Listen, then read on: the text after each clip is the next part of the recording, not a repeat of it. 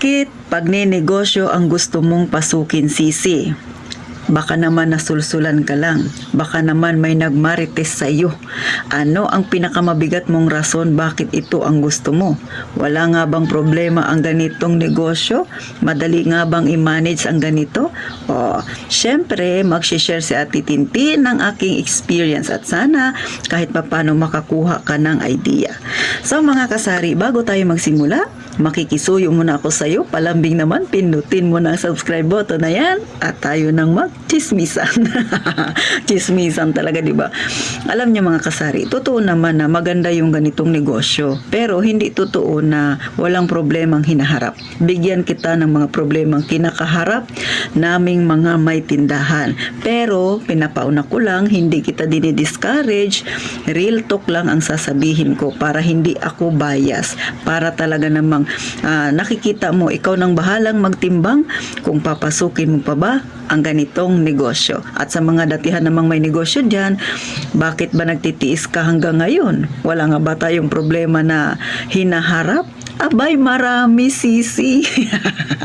Number 1 na dyan, yung katumalan na nararanasan ko, nararanasan mong nanonood ka kaya titintin. O diba? Ako nga mahigit na 1 buwan, magdadalawang buwan na talagang tumal, talagang bagsak yung sales. Kaya si Titintin gumawa ng paraan. Nagtinda na nga ako ng sopas, nagtinda na ako ng pansit bihon para makadagdag. At yun nga, kahit papano nakakadagdag naman, pero hindi pa rin sapat.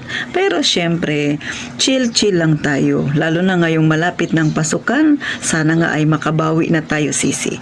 O yan ang number 1 na kakaharapin mo, Sisi, ha? Ang katumalan. So wala tayong magagawa dyan kasi nga wala ngang customer. Number 2 na kakaharapin mo. Syempre, kung hindi ka marunong mag-manage ng tindahan mo, mawawalan ka ng pera. Sa paanong paraan? Syempre, kadalasan dyan nagkakaroon ka ng mga expired na paninda. Kaya kung hindi ka marunong mag-check ng mga paninda mo, kadalasan dyan, Sisi, yung mga noodles, kasi ilang buwan lang yan. Pag hindi mo yan napansin, hindi ka marunong magsalansan yan, dapat FIFO, first in, first out.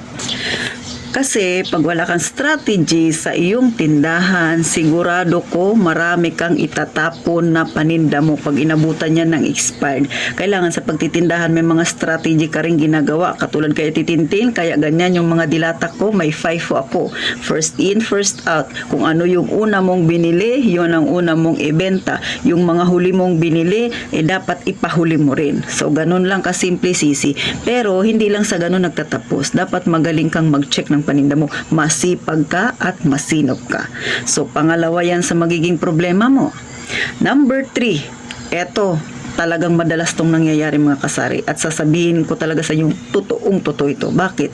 Syempre sa lugar ninyo, kapag nakita ng mga kapitbahay mo dyan na maganda ang kitaan sa pagtitindahan, susunod dyan mga ilang araw o kaya ilang linggo o kaya ilang buwan, may kakumpetensya ka ng susulpot dyan. At syempre pa, mahahati ang iyong customer. Kasi nga yung mga customer natin, may mga kalayaan naman yan at may karapatan silang pumili kung saan sila bibili o kung sino yung gusto nilang maging suki. Kaya nga lagi kong pinapaalala, be good to your customer. Magkaroon ka ng pundasyon, magkaroon ka ng magandang relasyon sa iyong customer, iwasan ng makipagtalo para syempre kahit dumami pang tindahan dyan, mayroon ka pa ring loyal na customer at mananatili dyan siya na bibili sa iyo. So hindi lang yan, Sisi, yung 3 problema na yan, hindi lang yan ang nagiging problema minsan ng isang tindahan. Meron pa dyan. Kung kasama mo ang pamilya mo, syempre may dudukot. Lalo na kung may asawa ka, ang asawa mo may bisyo, may tinda kang alak, may tinda kang sigarilyo.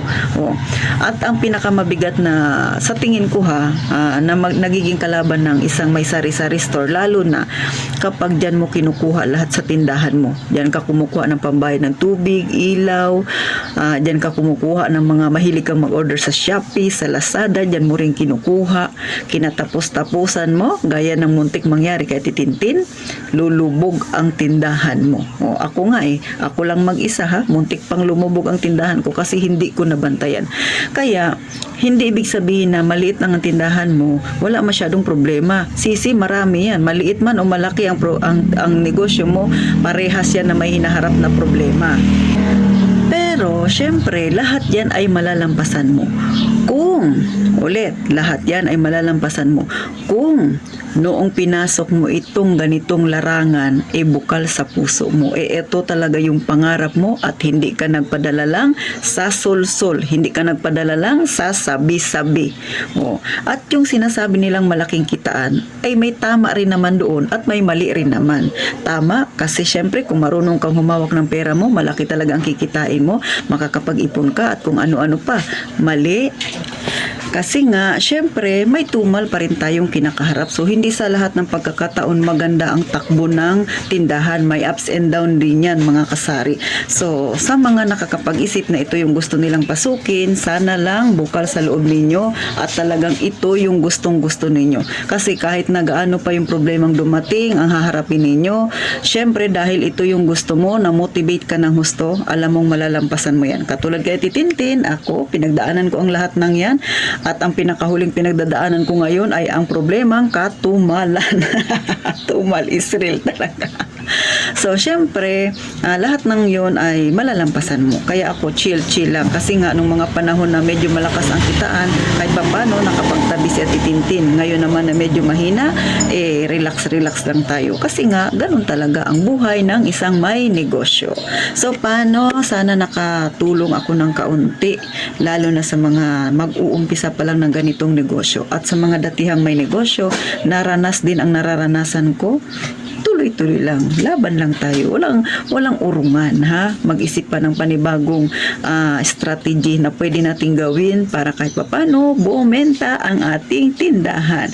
So paano mga kasari, sana sa susunod na vlog ni Titintin ay magkita tayong muli. Huwag ka nang mahiya, pindutin mo na ang subscribe button na yan at i-like na rin ang video na ito kung may natutunan ka.